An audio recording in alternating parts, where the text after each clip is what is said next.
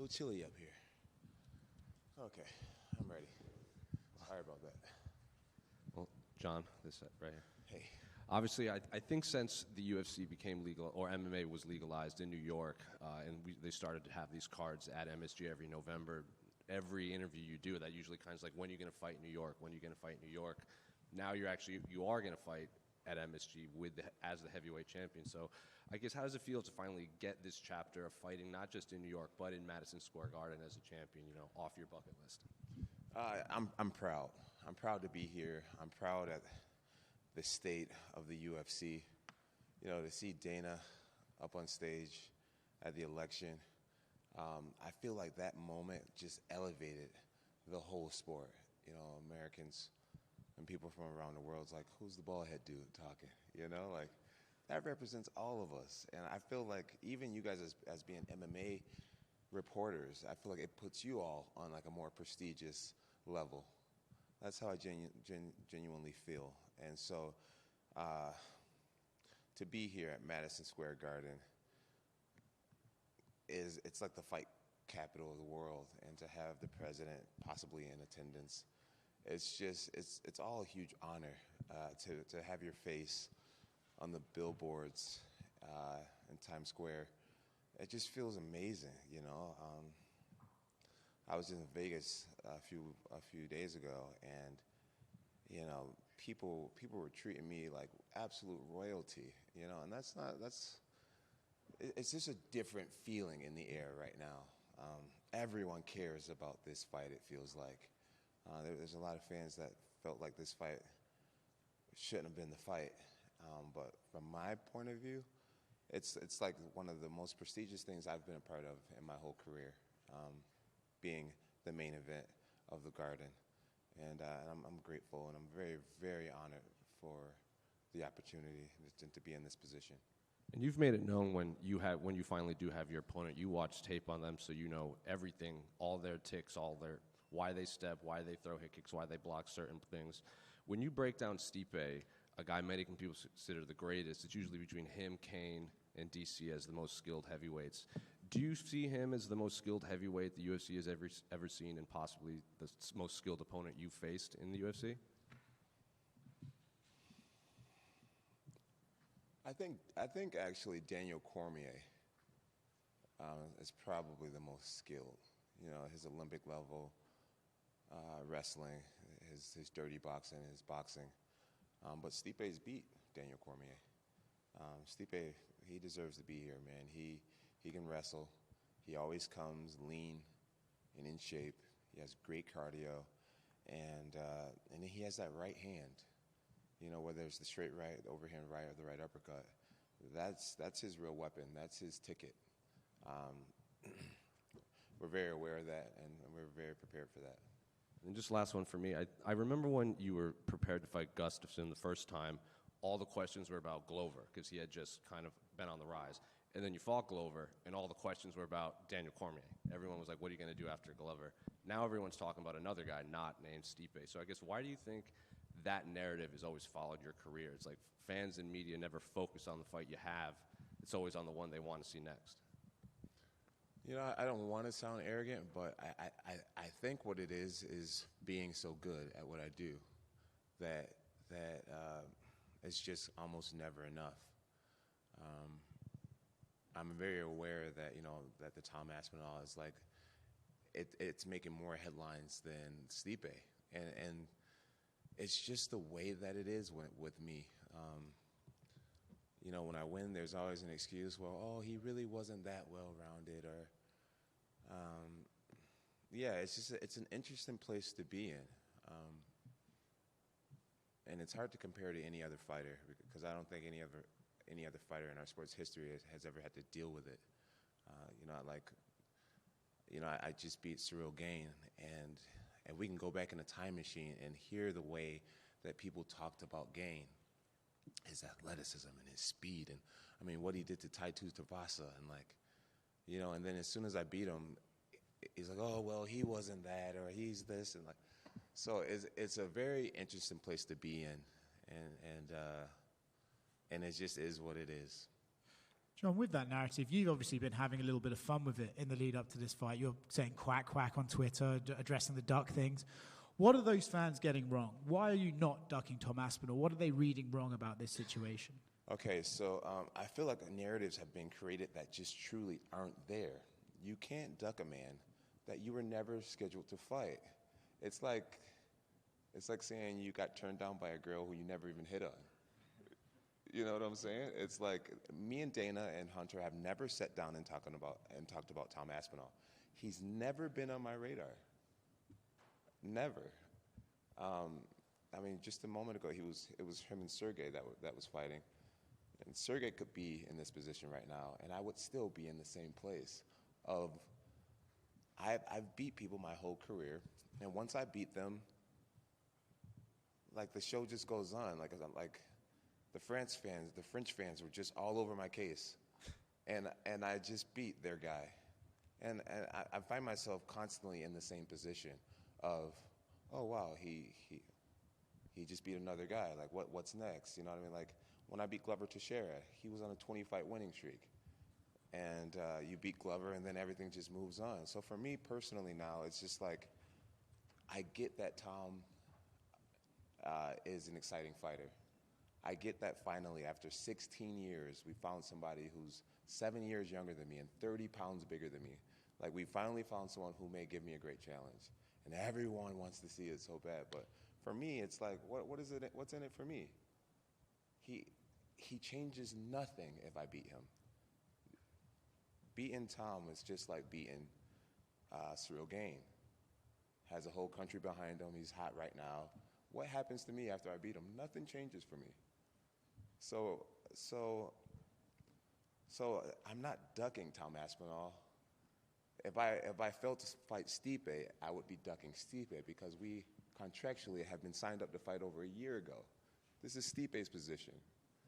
The Tom narrative came out of nowhere. He won a belt, and now suddenly I'm ducking him. I've never had negotiations to even fight him, if this makes sense. So the fans are just ignoring it. They're ignoring all logic, and they just have finally found someone that they think can compete with me, and everyone wants to see it now. I guess the clarifying question then is, if Dana and Hunter do come to you after this fight, the figures make sense to you, would you then be open to fighting Tom Aspinall, or are you categorically thinking, he does nothing for me, I will not fight that guy? He does nothing for me. He does nothing for me. If you're a person that wants to see me really challenged, then I get it, right? Like I said, 7 years younger, like 35 pounds bigger than me, right? I get it. It's like, wow, this John's so good. We finally found someone way younger and way bigger than him. Let's see how he does against that. I get that narrative. But for me, if you were my manager, if you were on my team, why not fight against Pereira, a guy who's the same age as you, and we walk around the same exact size? Right now, I had to eat a big breakfast because I'm getting underneath 235. Pereira walks around at like 240, and he has magnificent accolades. Business-wise, it makes more sense. I'm going to call him this, fight the nobody that may be more dangerous, or fight the guy with all the accolades who's incredibly dangerous, but it actually will affect your legacy. Me beating Cyril Gane didn't change anything for me, just gave me a few more millions. And it would be the same for Tom Aspinall, where when you look back and it's like, John just beat Alex Pereira. It's bigger. It's just much bigger. And anybody who can't understand that logic simply doesn't want to. Last one for me. The gloves. It looks like we're switching back to the old UFC gloves after these new ones came in June.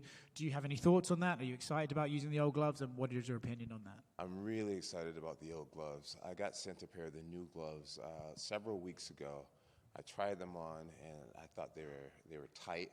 I used to fit in XL, and in the new glove, I had to put on a 3XL.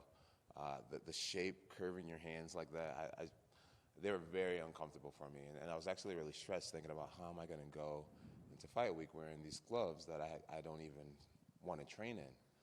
So when I got a phone call recently, Hunter said, everyone on this card are veterans. Why put a bunch of vets in a new glove? Let's give you guys all what you're used to. It was a major relief to my coach, Brandon, who wraps my hands. It was a major relief to me as well. John, over here to your right. So Dana calls you the greatest fighter of all time. Many people agree with that. I agree with that. That said, a lot of the other GOATs in other sports, Tom Brady, Usain Bolt, Simone Biles, those kind of people, they kind of sidestep the GOAT talk, but you like embrace it, and you'll be online, and you almost seem insulted if anybody says someone else is.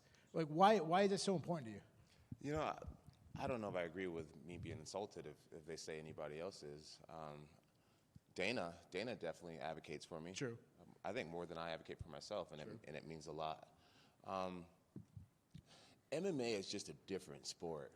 You know, like throwing a football is very tough, and I'm a massive Tom Brady fan.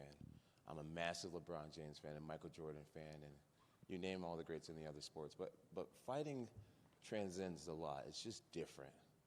I mean, you get billionaires in their office, and you look in their office, and they have pictures of Muhammad Ali. You know, you can be black, white, Jewish, Muslim, Christian, and people just look up to fighters differently.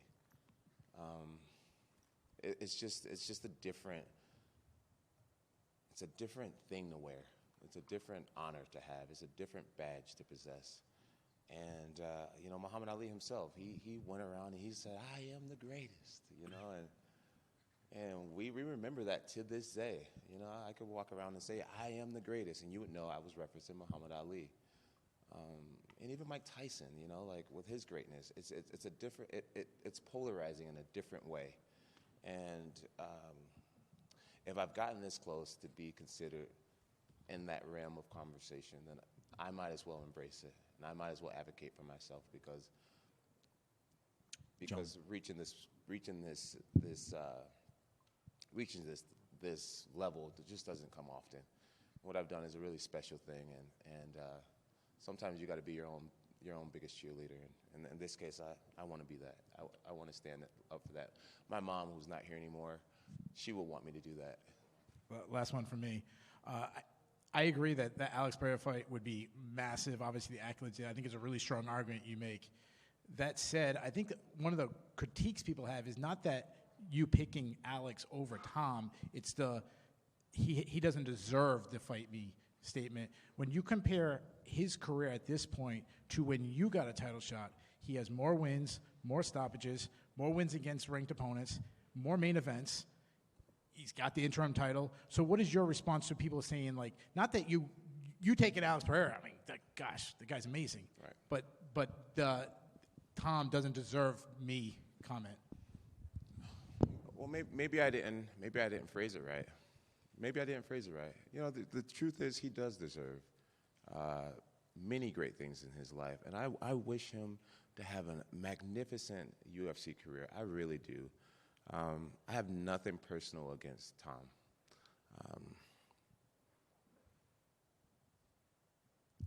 So maybe I shouldn't have said that he doesn't deserve, because he does deserve great things. What I'd like to see him do is go on and have a great career. You know, so many times people like to just try to go straight to the top, you know. And if we're in a business setting where he is and where I am, he wouldn't even be crossing paths with me. He wouldn't even be talking to me. You know what I'm saying? That's just what it is. It's not about what Tom deserves or don't deserve. I believe it's what I do deserve. And after this many years with this company and all the work that I've put in, I believe I'm at a place where I deserve to be able to say, I don't want to fight that guy. I want to fight this guy. I want to fight that guy. And that's why I'm be more than willing to relinquish the belt. I don't feel like I need the heavyweight championship of the world. I feel like what I've created for myself is almost bigger than belts. To take a step back and say, hey, you become the heavyweight champion. Go ahead and let's see you become a 17-time champion. Or let's see you even beat Stipe's record. That's going to be hard for anybody to do. But what I do feel like I deserve is the ability to just take a step back and say, hey, either I retire or I start fighting fights that make sense to my legacy. And Alex Pereira is the only fight right now that makes sense to my legacy, a guy who's young and, my age and active still and have something worthwhile to me. Fans around the world, a lot of people really want to see me lose. They really want to see me lose. To see me walk away with all the chips just irks people inside. And I'm glad to be in this position to walk away with all the chips. And yeah, at the end of the day, Pereira, man, Pereira's worth risking it for me. I don't know how many ways I can say it, but he just doesn't have the titles. You know, he can have finishing rate, high finishing rate, and all that type of stuff, but he doesn't have titles. And when you have 17 world titles, it only makes sense to fight somebody on your level. And Tom Aspinall and Alex Pereira are not on the same level. Maybe they're both excited. They have the same excitement level, but when it comes down to what they are doing, they're not on the same level. And so for me, when I have belts and I have money and all that type of stuff, I'm looking for the legacy stuff. Tom doesn't give that to me. Hype, I would shut up hype, but I've been doing that my whole life.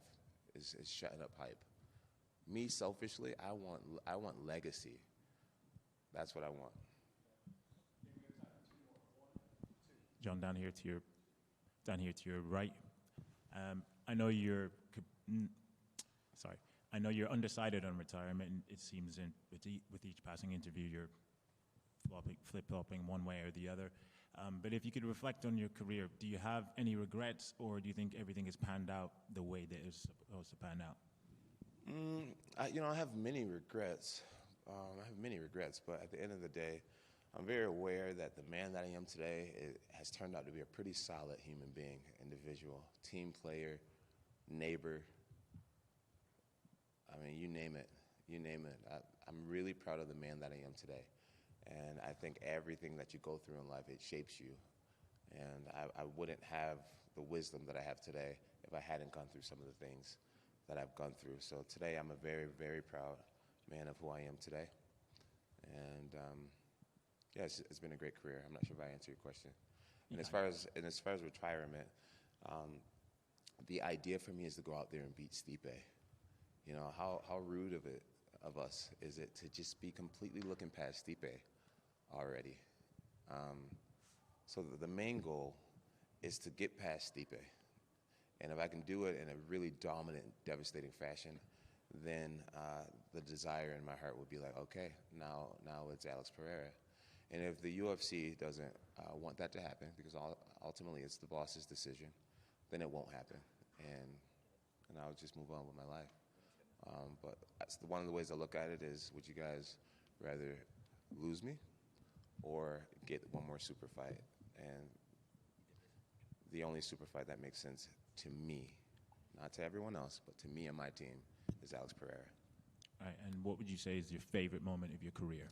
Favorite moment in the career would be back in 2011.